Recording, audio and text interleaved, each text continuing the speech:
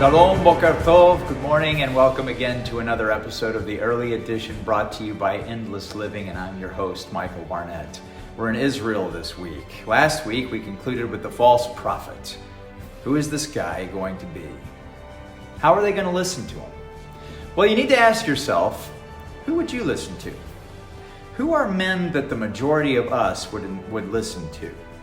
Another thing that you need to remember, not every Jew is going to buy into it. Remember what the description of the false prophet is in Revelation 13:11. And I beheld another beast coming up out of the earth, and he had two horns like a lamb, and he spake as a dragon. The horns of a lamb would mean that he will be a Yehudi, a male Jew from Israel.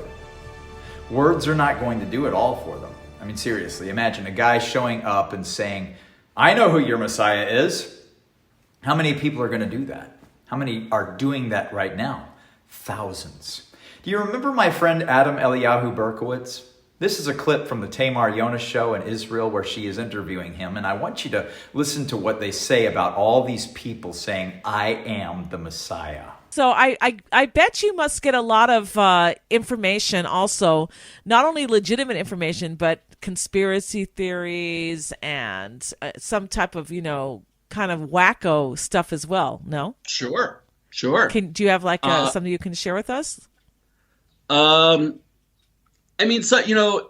There's crazy stuff, but like I said, I try to be intellectually honest and objective. I've never people do contact me and say that they're Messiah, and I never say no because I don't know. I don't think anyone knows, and we're supposed to anticipate him in every moment. So I'm trying to be careful about how I go about prophecy. There's a lot of wacko stuff out there, as you just heard Miss Yonah say. If you're interested in studying prophecy, let me advise you to stay current with events in the area of Israel, rather that side of the world. Always connect it with Scripture and have a factual mind, not an emotional one. There are a lot of people out there that love to get the emotions stirred up about what's going to happen next. It's almost like emotions are what's going to bring in the rapture. People tend to have a way of getting worked up, don't you think?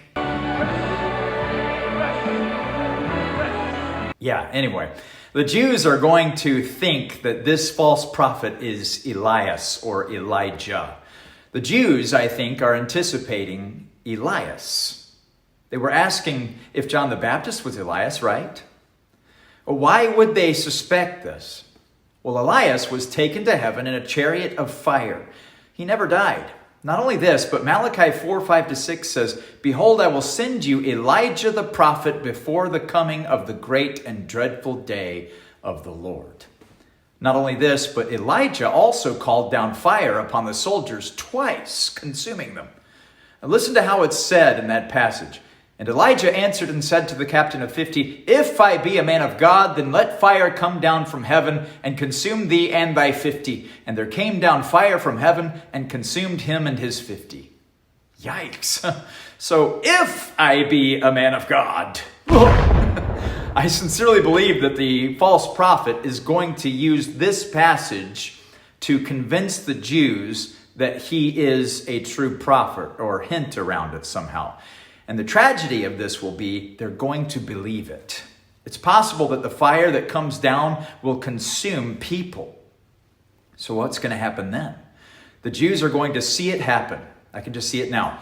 We'll call him Yael Shakid, okay? Tweets all over the place. Yael Shakid calls down fire from heaven that consumes 50 Palestinian insurgents. Jerusalem Post, breaking news, Times of Israel, Facebook, Instagram, everywhere. Could this be Elijah the prophet returned?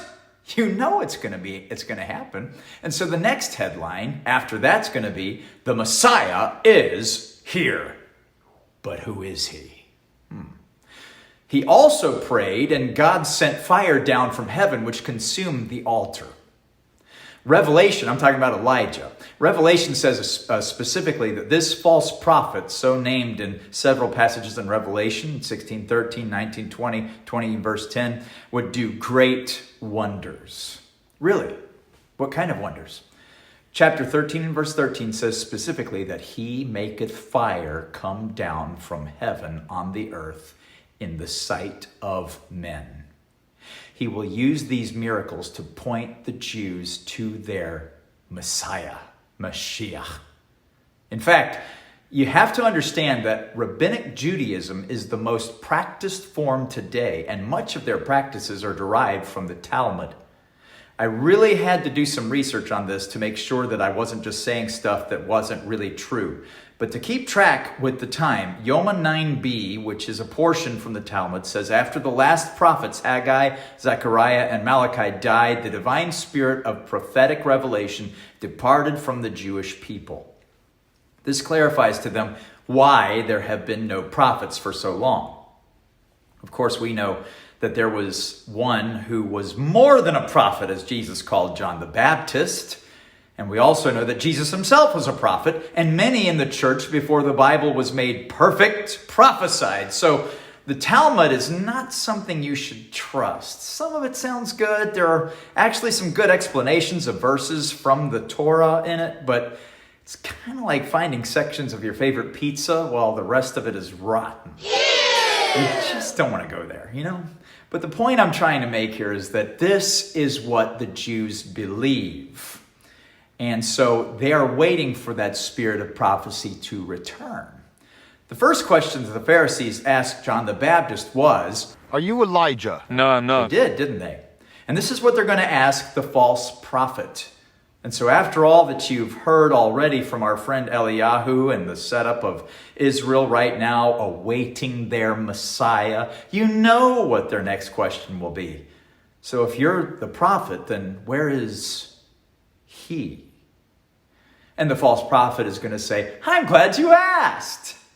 You see, all this is going to come to fruition during the first half of the 70th week of Daniel. Don't worry, I'll explain that later.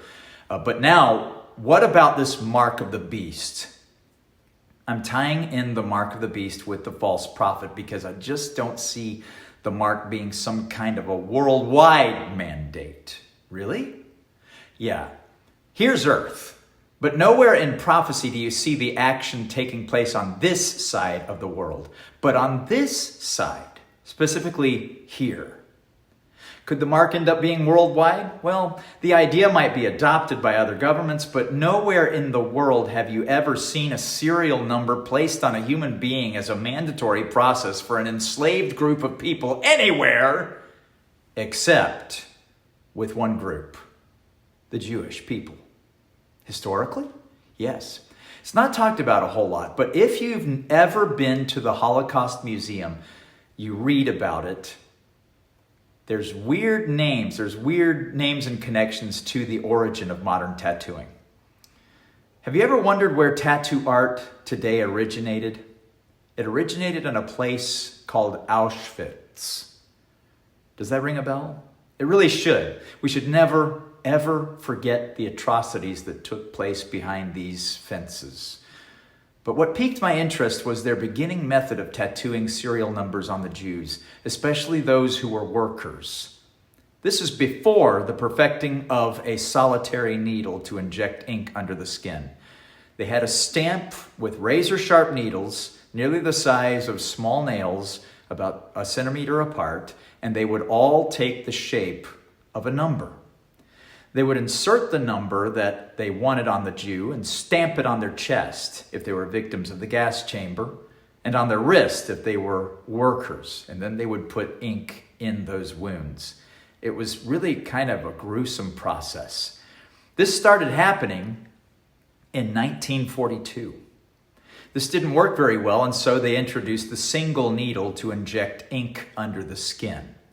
The strange thing to me is that tattoo art started revealing itself in the year 1950, just 8 years after it was initiated at Auschwitz, and became popular around 1970. Now tattooing is a very common practice, almost like deciding to buy a t-shirt. It's no coincidence that Manfred Kurz, a German who is still alive today, invented barbell piercing with a man named Horst Streckenbach, known to the world as Tattoo Sammy. Interesting that he changed his name to that, isn't it? Horst died in 2001, but Kors, his protege, developed the rotary tattoo machine that not only would inject ink under the skin, but the artist would also be able to move over the skin freely and smoothly. Sounds kind of painful if you ask me. I've never had a tattoo, so I wouldn't really know. But Kors was Streckenbach's protege, as I already said. There are many dark secrets within the borders of Germany. Many names that were changed and records that were destroyed.